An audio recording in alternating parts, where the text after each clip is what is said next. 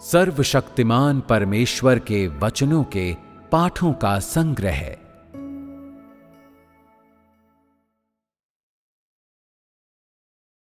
Bible के विषय में एक।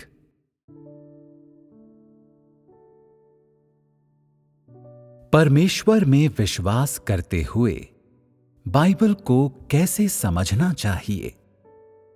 ये एक सैद्धांतिक प्रश्न है। हम इस प्रश्न पर संवाद क्यों कर रहे हैं?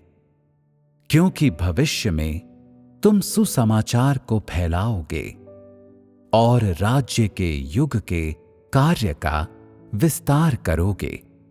और आज मात्र परमेश्वर के कार्य के बारे में बात करने में सक्षम होना ही काफी नहीं है। उसके कार्य का विस्तार करने के लिए ये अधिक महत्वपूर्ण है कि तुम लोगों की पुरानी धार्मिक धारणाओं और विश्वास के पुराने साधनों का समाधान करने में सक्षम बनो और उन्हें पूरी तरह से आश्वस्त करके छोड़ो और उस स्थिति में आने के लिए बाइबल से वास्ता पड़ता है। बहुत सालों से लोगों के विश्वास का परंपरागत साधन बाइबल पढ़ना ही रहा है।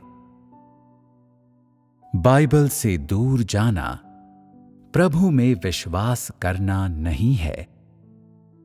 बाइबल से दूर जाना एक पाखंड और विधर्म है। और यहां तक कि जब लोग अन्य पुस्तकें पढ़ते हैं तो उन पुस्तकों की बुनियाद भी बाइबल की व्याख्या ही होनी चाहिए। कहने का अर्थ है कि यदि तुम प्रभु में विश्वास करते हो तो तुम्हें बाइबल अवश्य पढ़नी चाहिए। और बाइबल के अलावा तुम्हें ऐसी किसी अन्य पुस्तक की आराधना नहीं करनी चाहिए जिसमें बाइबल शामिल ना हो।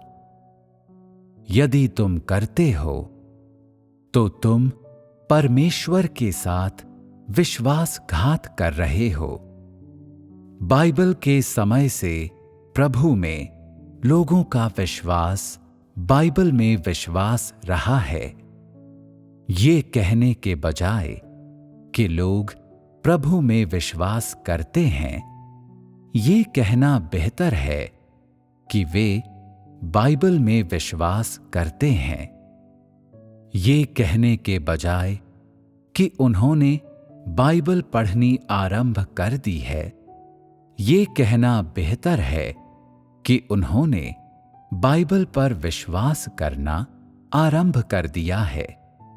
और ये कहने के बजाय कि वे प्रभु के सामने लौट आए हैं, ये कहना बेहतर होगा कि वे बाइबल के सामने लौट आए हैं।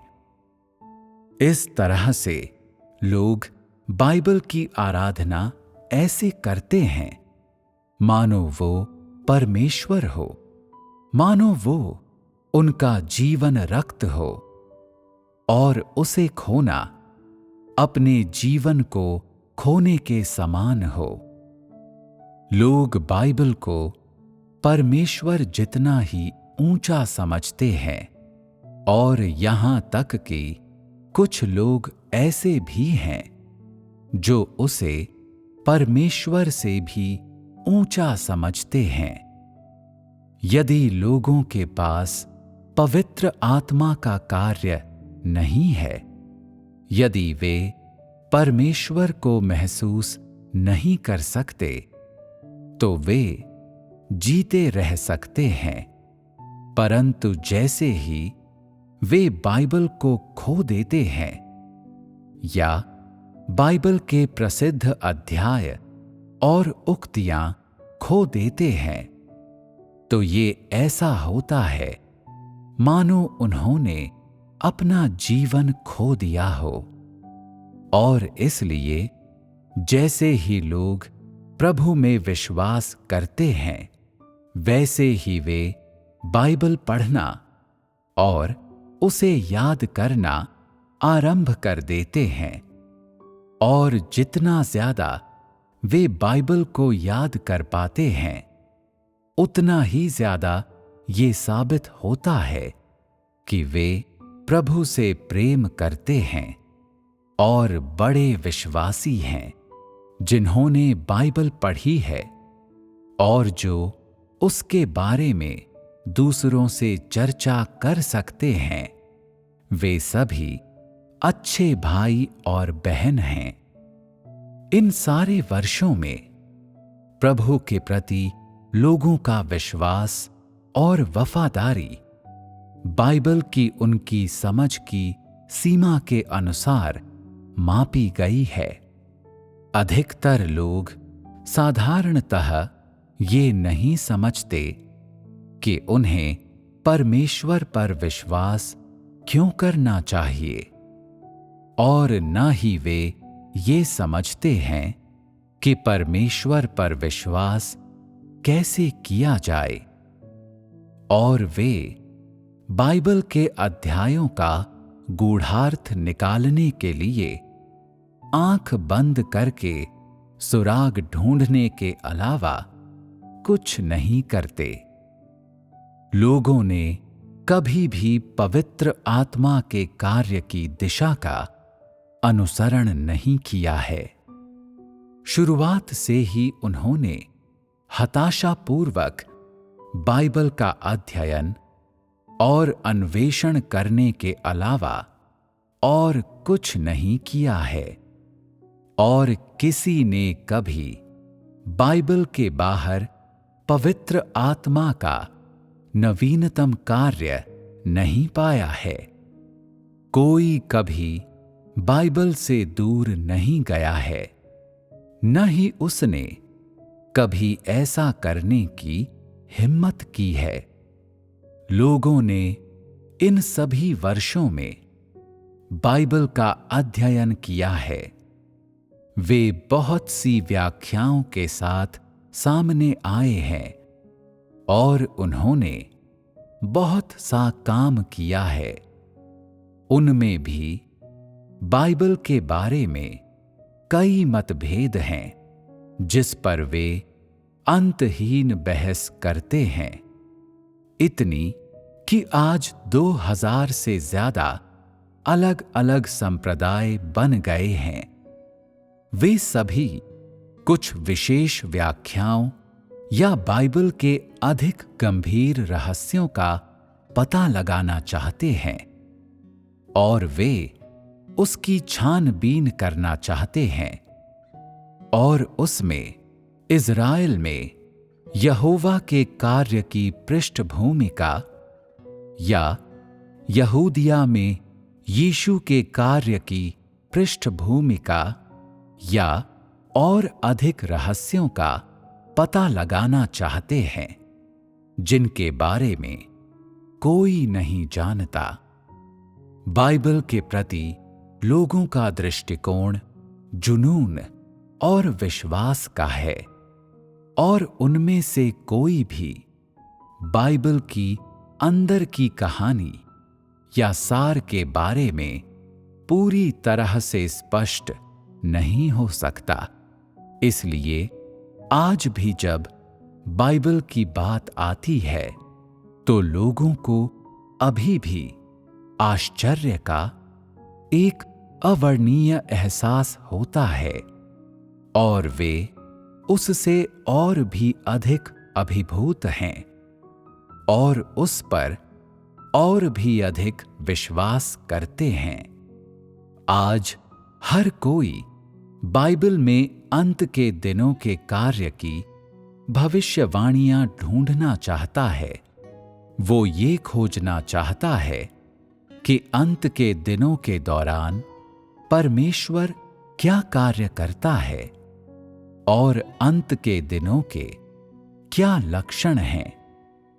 इस तरह से बाइबल की उनकी आराधना और अधिक उत्कट हो जाती है, और जितनी ज्यादा वो अंत के दिनों के नजदीक आती है, उतना ही ज्यादा अंधविश्वास वे बाइबल की भविष्यवाणियों पर करने लगते हैं, विशेषकर उन पर जो अंत के दिनों के बारे में हैं। बाइबल पर ऐसे अंधे विश्वास के साथ, बाइबल पर ऐसे भरोसे के साथ उनमें पवित्र आत्मा के कार्य को खोजने की कोई इच्छा नहीं होती। अपनी धारणाओं के अनुसार लोग सोचते हैं कि केवल बाइबल ही पवित्र आत्मा के कार्य को ला सकती है। केवल बाइबल में ही वे परमेश्वर के पद चिन्ह खोज सकते हैं। केवल बाइबल में ही परमेश्वर के कार्य के रहस्य छिपे हुए हैं।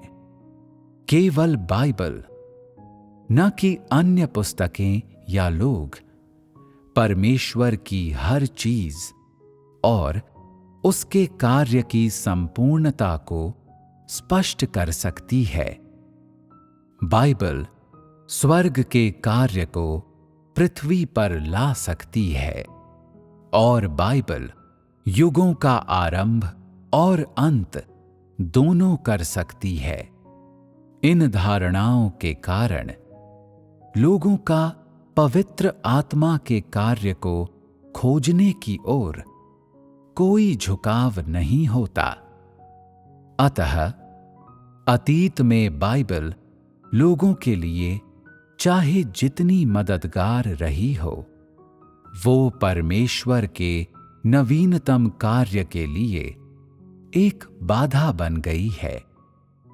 बाइबल के बिना ही लोग अन्यत्र परमेश्वर के पद चिन्ह खोज सकते हैं, किंतु आज उसके कदम बाइबल द्वारा रोक लिए गए हैं और उसके नवीनतम कार्य को बढ़ाना दोगुना कठिन और एक दुस्साध्य संघर्ष बन गया है। ये सब बाइबल के प्रसिद्ध अध्यायों एवं उक्तियों और साथ ही बाइबल की विभिन्न भविष्यवाणियों की वजह से है। बाइबल लोगों के मन में एक आदर्श बन चुकी है। वो उनके मस्तिष्क में एक पहेली बन चुकी है और वे ये विश्वास करने में सर्वथा असमर्थ हैं कि परमेश्वर बाइबल के बाहर भी काम कर सकता है। वे ये विश्वास करने में असमर्थ हैं कि लोग बाइबल के बाहर भी परमेश्वर को पा सकते हैं, और ये विश्वास करने में तो वे बिल्कुल ही असमर्थ हैं कि परमेश्वर अंतिम कार्य के दौरान बाइबल से प्रस्थान कर सकता है और नए सिरे से शुरुआत कर सकता है। ये लोगों के लिए अचिंत्य है। वे इस पर विश्वास नहीं कर सकते और न ही वे इसकी कल्पना कर सकते हैं। लोगों द्वारा परमेश्वर के नए कार्य को स्वीकार करने में बाइबल एक बहुत बड़ी बाधा बन गई है और उसने परमेश्वर के लिए इस नए कार्य का विस्तार करना कठिन बना दिया है। अतः यदि तुम लोग बाइबल की अंदर की कहानी नहीं समझते तो तुम सुसमाचार को सफलतापूर्वक फैलाने में सक्षम नहीं होगे और न ही तुम नए कार्य के गवाह बन पाओगे। यद्यपि आज तुम लोग बाइबल नहीं पढ़ते, फिर भी तुम लोग उसके प्रति अभी भी अत्यधिक स्नेह से भरे हुए हो, जिसका अर्थ है कि बाइबल भले ही तुम लोगों के हाथ में न हो, पर तुम लोगों की बहुत सी धारणाएं उसी से आती हैं। तुम लोग बाइबल के उद्गम या परमेश्वर के कार्य के पिछले 2 चरणों के बारे में अंदर की कहानी नहीं समझते। यद्यपि तुम लोग अक्सर बाइबल नहीं पढ़ते, फिर भी तुम लोगों को बाइबल को समझना चाहिए। तुम्हें बाइबल का सही ज्ञान प्राप्त करना चाहिए। केवल इसी तरह से तुम लोग जान सकते हो कि परमेश्वर की 6000 वर्षीय प्रबंधन योजना क्या है। तुम लोग इन चीजों का उपयोग लोगों को जीतने के लिए, लोगों से ये स्वीकार कराने के लिए कि ये धारा ही सच्चा मार्ग है, और उनसे ये स्वीकार कराने के लिए करोगे कि जिस पथ पर आज तुम लोग चल रहे हो वही सत्य का मार्ग है, कि इसका मार्गदर्शन पवित्र आत्मा द्वारा किया जाता है और कि इसका सूत्रपात किसी मनुष्य द्वारा नहीं किया गया है। परमेश्वर द्वारा व्यवस्था के युग का कार्य कर लेने के बाद पुराना विधान बनाया गया और तब से लोगों ने बाइबल पढ़ना शुरू किया। यीशु ने आने के बाद अनुग्रह के युग का कार्य किया और उसके प्रेरितों ने नया विधान लिखा। इस प्रकार बाइबल के पुराने और नए विधान की रचना हुई और आज तक वे सभी लोग जो परमेश्वर में विश्वास करते हैं बाइबल पढ़ते रहे हैं। बाइबल इतिहास की पुस्तक है। निस्संदेह उसमें नबियों की कुछ भविष्यवाणियां भी शामिल हैं, और वे भविष्यवाणियां किसी भी मायने में इतिहास नहीं हैं। बाइबल में अनेक भाग शामिल हैं। उसमें केवल भविष्यवाणियां ही नहीं हैं, या केवल यहोवा का कार्य ही नहीं है, और न ही उसमें मात्र पौलुस के धर्मपत्र हैं। तुम्हें ज्ञात होना चाहिए कि बाइबल में कितने भाग शामिल हैं। पुराने विधान में उत्पत्ति, निर्गमन शामिल हैं, और उसमें नबियों द्वारा लिखी गई भविष्यवाणियों की पुस्तकें भी हैं। अंत में पुराना विधान मलाकी की पुस्तक के साथ समाप्त होता है। इसमें व्यवस्था के युग के कार्य को दर्ज किया गया है, जिसकी अगुवाई यहोवा द्वारा की गई थी।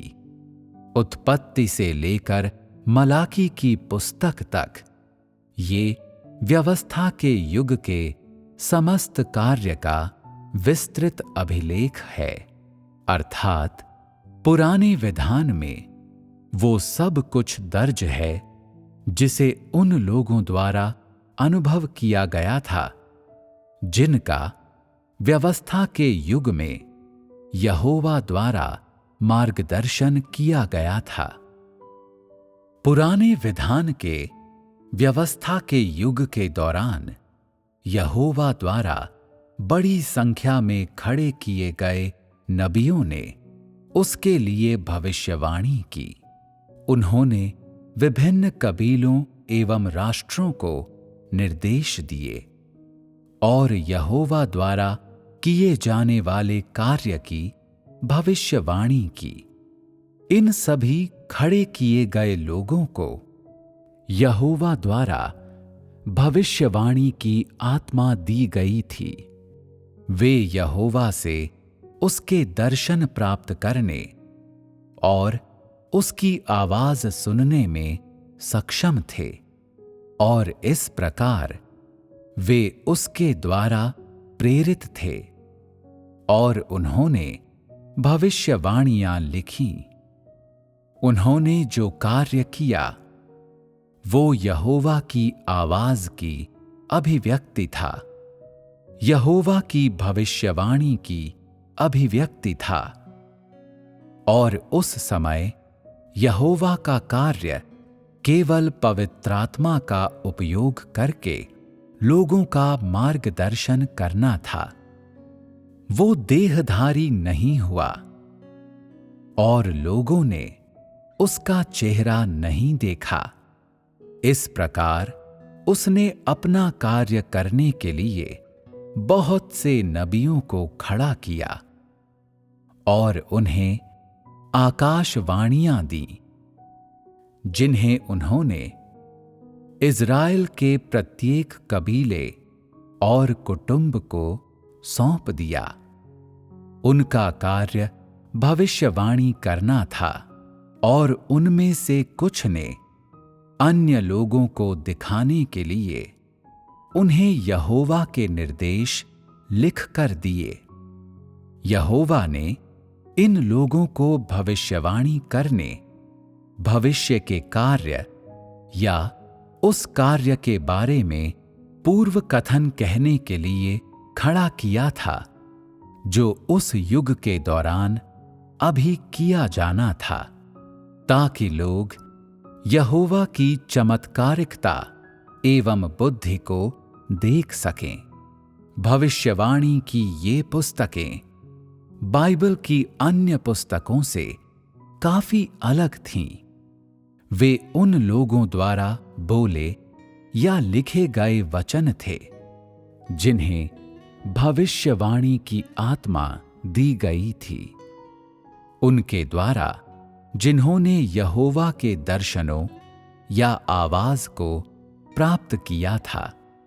भविष्यवाणी की पुस्तकों के अलावा पुराने विधान में हर चीज उन अभिलेखों से बनी है जिन्हें लोगों द्वारा तब तैयार किया गया था जब यहोवा ने अपना काम समाप्त कर लिया था।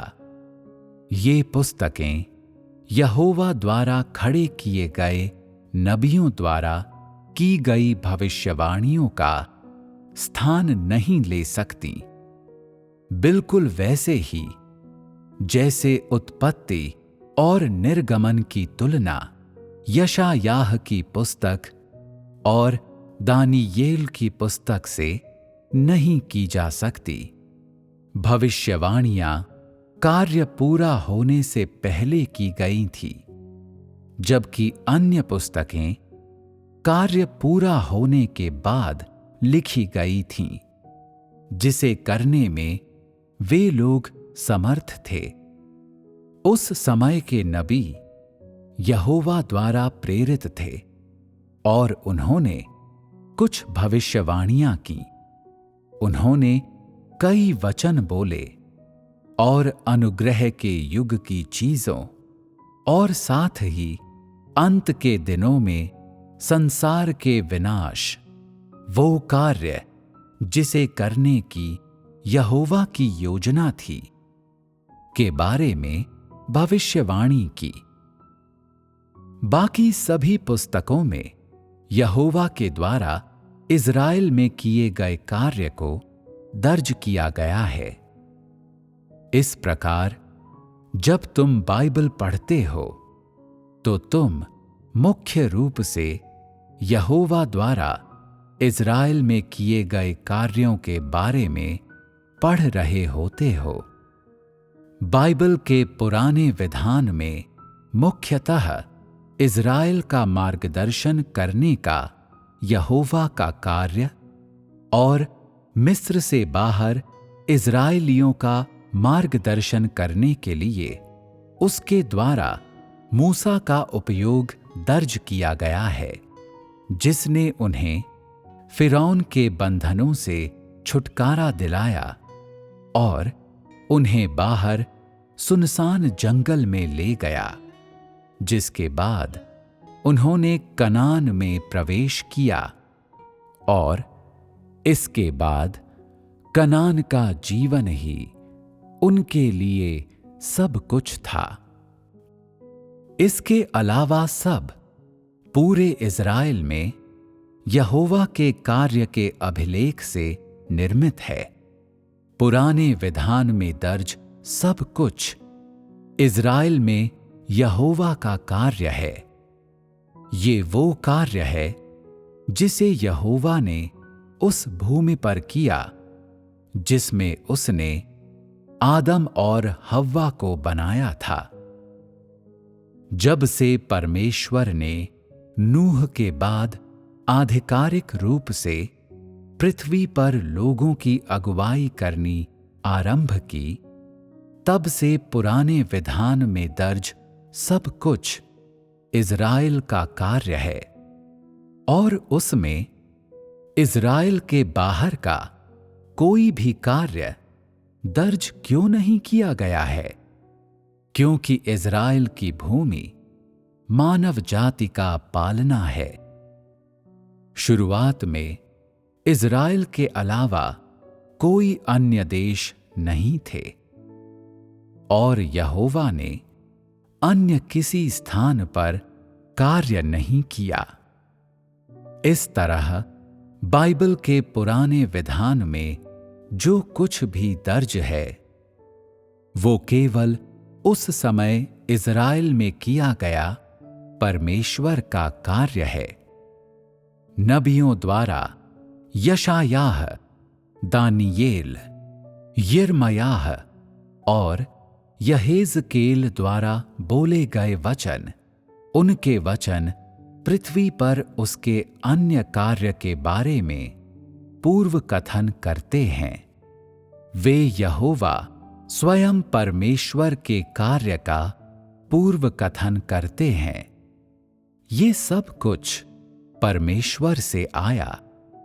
ये पवित्र आत्मा का कार्य था और नबियों की इन पुस्तकों के अलावा बाकी हर चीज उस समय यहोवा के कार्य के बारे में लोगों के अनुभवों का अभिलेख है। सृष्टि की रचना का कार्य मानव जाति के आने से पहले हुआ, किंतु उत्पत्ति की पुस्तक मानव जाति के आने के बाद ही आई। ये व्यवस्था के युग के दौरान मूसा द्वारा लिखी गई पुस्तक थी। ये आज तुम लोगों के बीच होने वाली चीजों के समान है।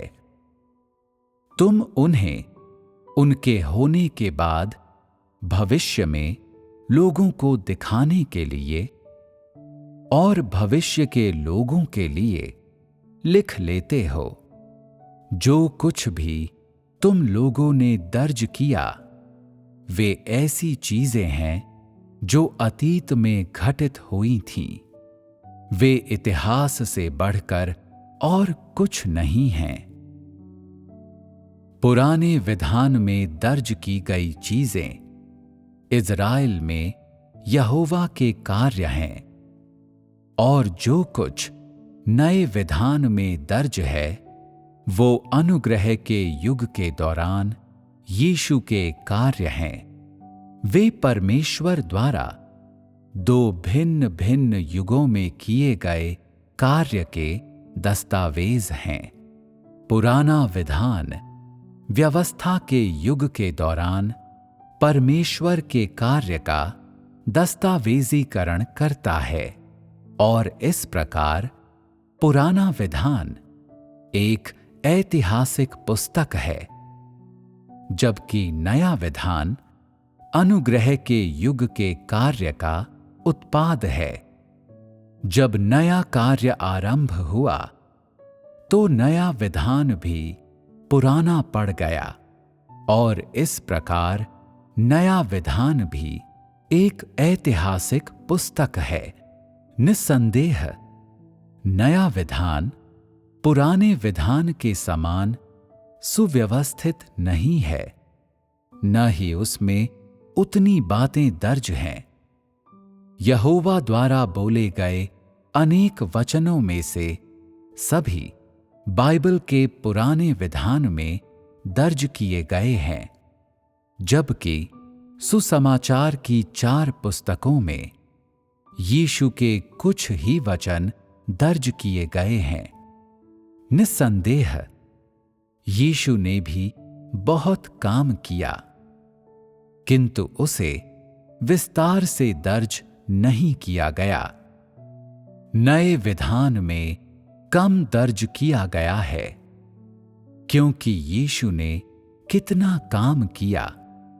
पृथ्वी पर 3.5 वर्षों के दौरान किए गए उसके कार्य और प्रेरितों के कार्य की मात्रा यहोवा के कार्य से बहुत ही कम थी, और इसलिए पुराने विधान की तुलना में नए विधान में कम पुस्तकें हैं। बाइबल किस प्रकार की पुस्तक है? पुराना विधान व्यवस्था के युग के दौरान किया गया परमेश्वर का कार्य है। बाइबल के पुराने विधान में व्यवस्था के युग के दौरान किया गया यहोवा का समस्त कार्य और उसका सृष्टि के निर्माण का कार्य दर्ज है। इसमें यहोवा द्वारा किया गया समस्त कार्य दर्ज है, और वो अंततः मलाकी की पुस्तक के साथ यहोवा के कार्य का वृतांत समाप्त करता है। पुराने विधान में परमेश्वर द्वारा किए गए 2 तरह के कार्य दर्ज हैं। एक सृष्टि की रचना का कार्य और दूसरा व्यवस्था की आज्ञा देना। दोनों ही यहोवा द्वारा किए गए कार्य थे। व्यवस्था का युग यहोवा परमेश्वर के नाम से किए गए कार्य का प्रतिनिधित्व करता है। ये मुख्यतः यहोवा के नाम से किए गए कार्य की समग्रता है। इस प्रकार पुराने विधान में यहोवा का कार्य दर्ज है, और नए विधान में यीशु का कार्य, वो कार्य जिसे मुख्यतः यीशु के नाम से किया गया था। यीशु के नाम का महत्व और उसके द्वारा किया गया कार्य अधिकांशतः नए विधान में दर्ज हैं। पुराने विधान के व्यवस्था के युग के दौरान यहोवा ने इज़राइल में मंदिर और वेदी का निर्माण किया। उसने ये साबित करते हुए पृथ्वी पर इज़राइलियों के जीवन का मार्गदर्शन किया कि वे उसके चुने हुए लोग हैं। उसके द्वारा पृथ्वी पर चुने गए उसके मनोनुकूल लोगों का पहला समूह है। वो पहला समूह जिसकी उसने व्यक्तिगत रूप से अगुवाई की थी। इज़राइल के 12 कबीले यहोवा के चुने हुए पहले लोग थे, और इसलिए उसने व्यवस्था के युग के यहोवा के कार्य का समापन हो जाने तक हमेशा उनमें कार्य किया।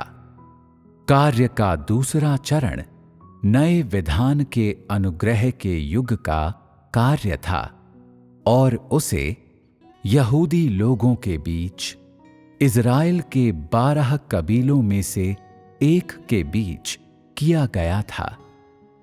उस कार्य का दायरा छोटा था, क्योंकि यीशु देहधारी हुआ परमेश्वर था। यीशु ने केवल यहूदिया की पूरी धरती पर काम किया और सिर्फ 3.5 वर्षों का काम किया। इस प्रकार जो कुछ नए विधान में दर्ज है वो पुराने विधान में दर्ज कार्य की मात्रा से आगे निकलने में सक्षम नहीं है। अनुग्रह के युग के यीशु का कार्य मुख्यतः सुसमाचार की 4 पुस्तकों में दर्ज है। जिस मार्ग पर अनुग्रह के युग के लोग चले, वो उनके जीवन स्वभाव में सबसे सतही परिवर्तनों का मार्ग था, जिनमें से अधिकांश धर्मपत्रों में दर्ज हैं। ये धर्मपत्र दर्शाते हैं कि उस समय पवित्र आत्मा ने किस प्रकार कार्य किया। निस्संदेह भले ही पौलुस को ताड़ित किया गया या वो दुर्भाग्य के घेरे में आया, उसने जो कार्य किया उसमें उसे पवित्र आत्मा द्वारा निर्देश दिया गया था। वो एक ऐसा व्यक्ति था जिसका उस समय पवित्र आत्मा द्वारा उपयोग किया गया था। पतरस का भी पवित्र आत्मा द्वारा उपयोग किया गया था, किंतु उसने उतना अधिक कार्य नहीं किया जितना पौलुस ने किया। हालांकि पौलुस के काम में मनुष्य की अशुद्धताएं शामिल थीं, लेकिन उसके द्वारा लिखे गए धर्मपत्रों से ये देखा जा सकता है कि उस समय पवित्र आत्मा ने किस प्रकार काम किया। पौलुस द्वारा अपनाया गया मार्ग सच्चा मार्ग था। वो सही था और वो पवित्र आत्मा का मार्ग था। यदि तुम व्यवस्था के युग के कार्य को देखना चाहते हो और ये देखना चाहते हो कि इज़राइली किस प्रकार यहोवा के मार्ग का अनुसरण करते थे, तो तुम्हें पुराना विधान पढ़ना चाहिए। यदि तुम अनुग्रह के युग के कार्य को समझना चाहते हो, तो तुम्हें नया विधान पढ़ना चाहिए। पर तुम अंतिम दिनों के कार्य को किस प्रकार देखते हो?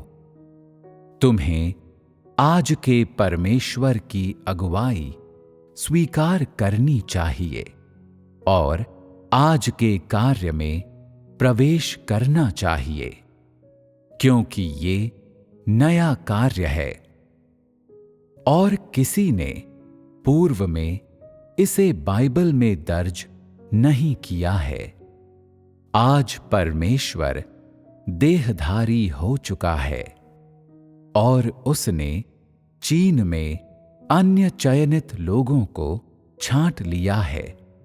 परमेश्वर इन लोगों में कार्य करता है। वो पृथ्वी पर अपना काम जारी रख रहा है और अनुग्रह के युग के कार्य से आगे जारी रख रहा है।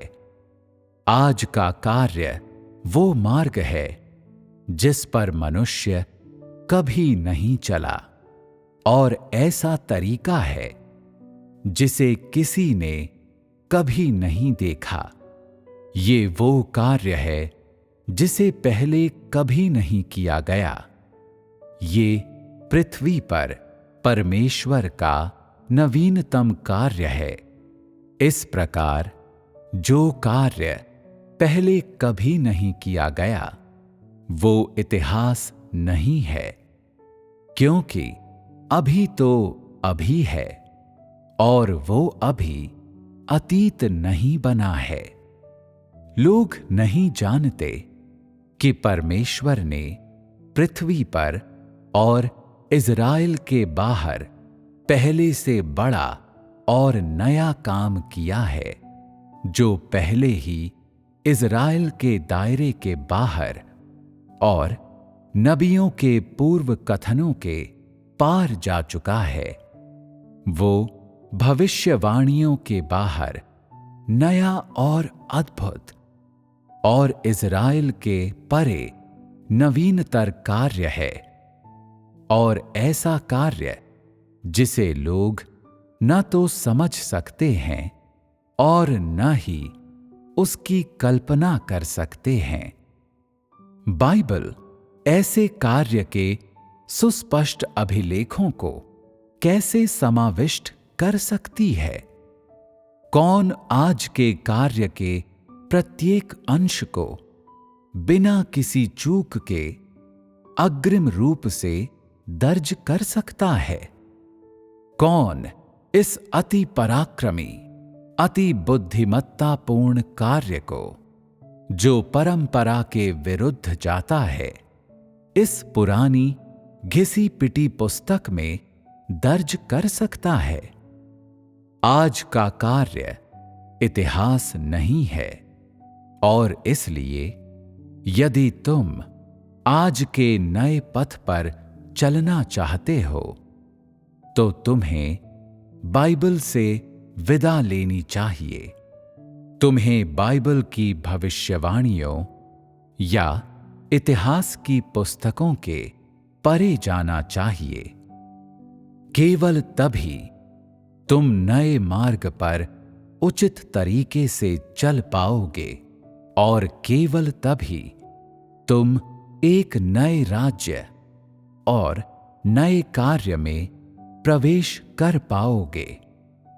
तुम्हें ये समझना चाहिए कि आज तुमसे बाइबल न पढ़ने के लिए क्यों कहा जा रहा है, क्यों एक अन्य कार्य है जो बाइबल से अलग है, क्यों परमेश्वर बाइबल में कोई अधिक नवीन और अधिक विस्तृत अभ्यास नहीं देखता।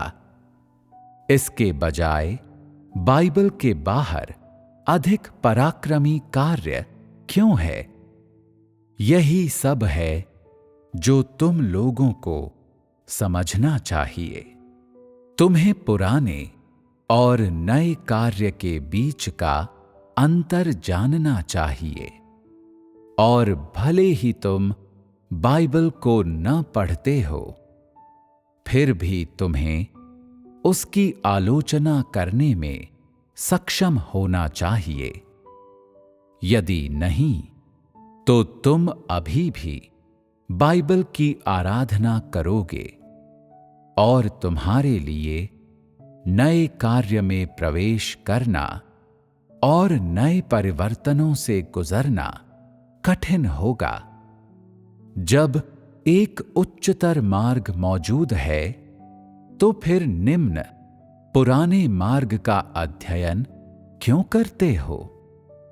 जब यहां अधिक नवीन कथन और अधिक नया कार्य उपलब्ध है, तो पुराने ऐतिहासिक अभिलेखों के मध्य क्यों जीते हो? नए कथन तुम्हारा भरण पोषण कर सकते हैं, जिससे साबित होता है कि ये नया कार्य है। पुराने अभिलेख तुम्हें तृप्त नहीं कर सकते या तुम्हारी वर्तमान आवश्यकताएं पूरी नहीं कर सकते, जिससे साबित होता है कि वे इतिहास हैं, और यहां का और अभी का कार्य नहीं है।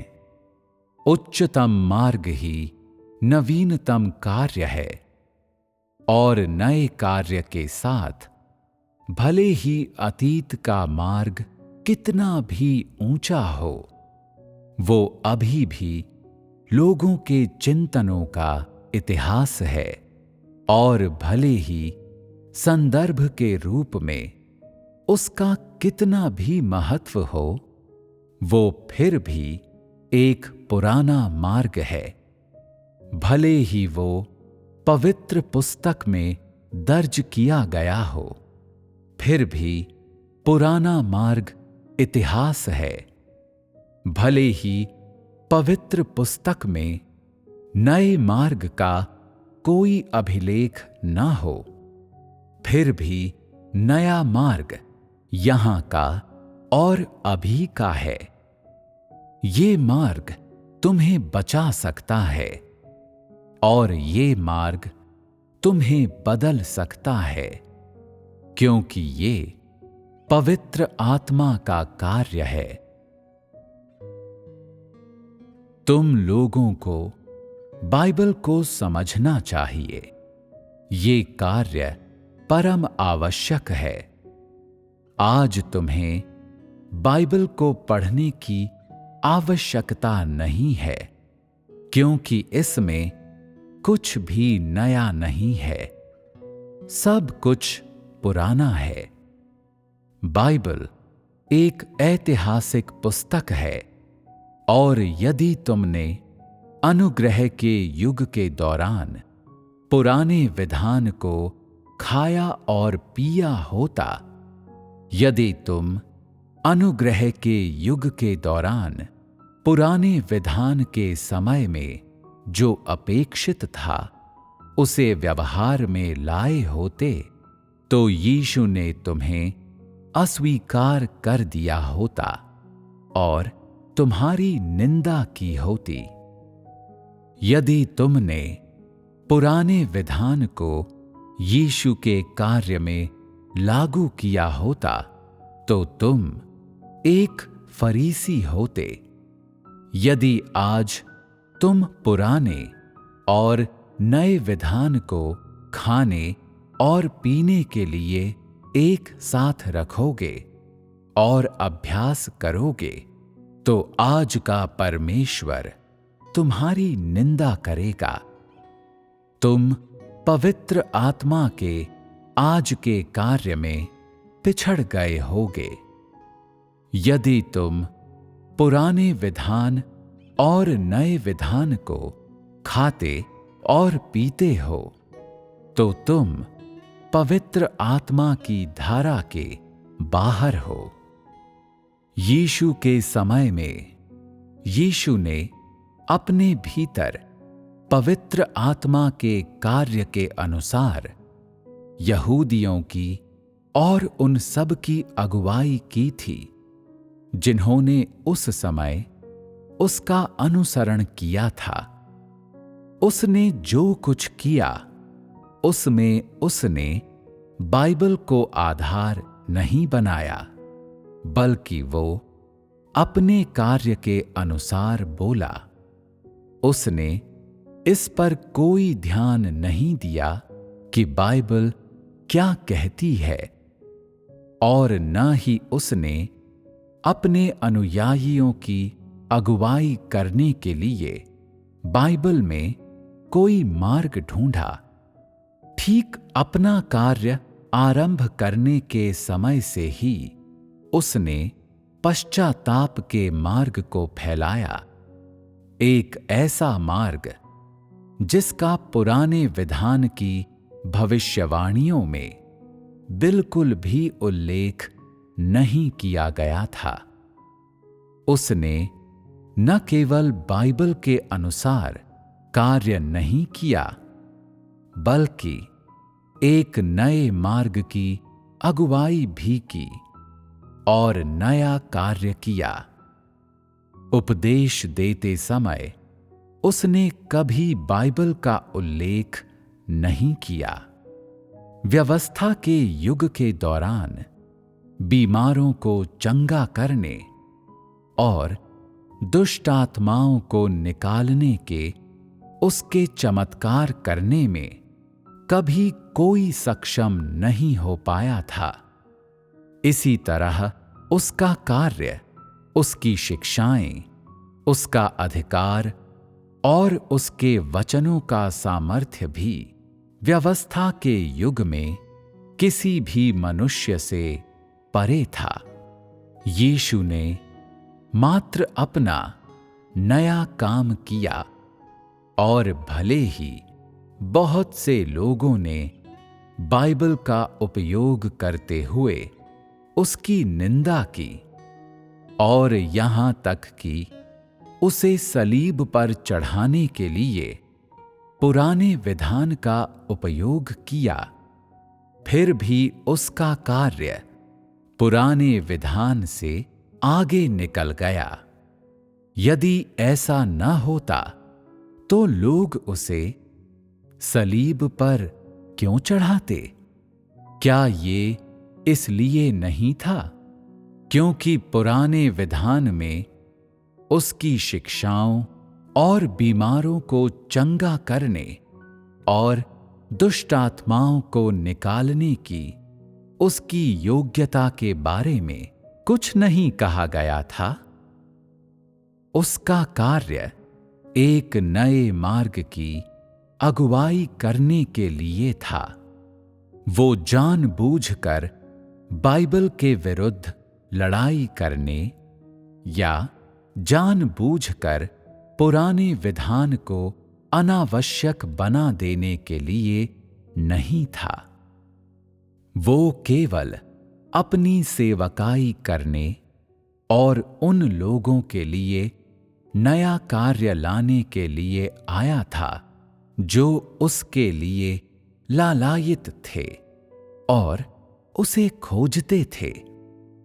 वो पुराने विधान की व्याख्या करने या उसके कार्य का समर्थन करने के लिए नहीं आया था।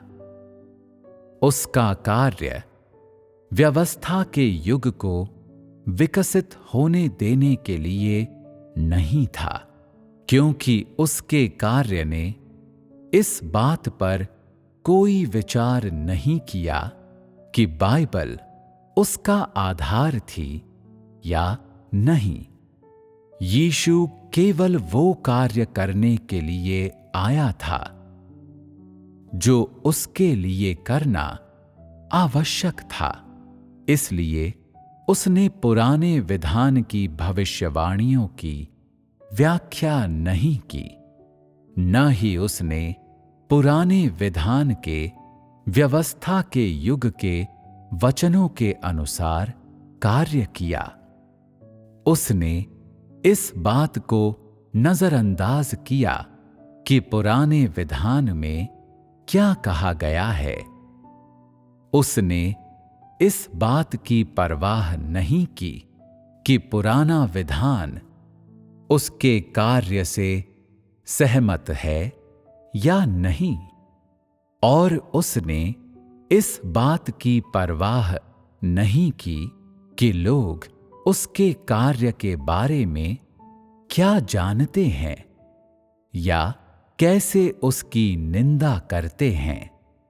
वो बस वो कार्य करता रहा जो उसे करना चाहिए था, भले ही बहुत से लोगों ने उसकी निंदा करने के लिए पुराने विधान के नबियों के पूर्व कथनों का उपयोग किया।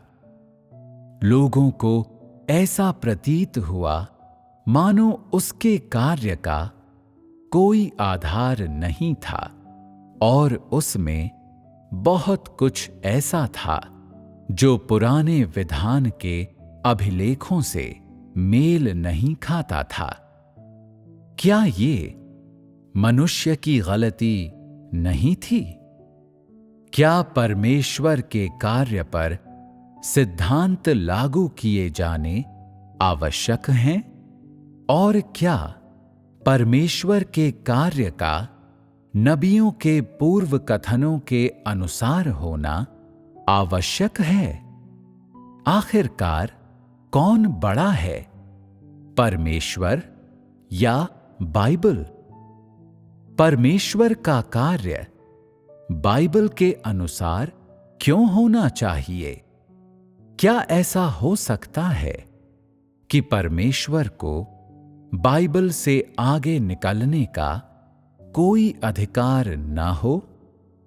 क्या परमेश्वर बाइबल से दूर नहीं जा सकता और अन्य काम नहीं कर सकता?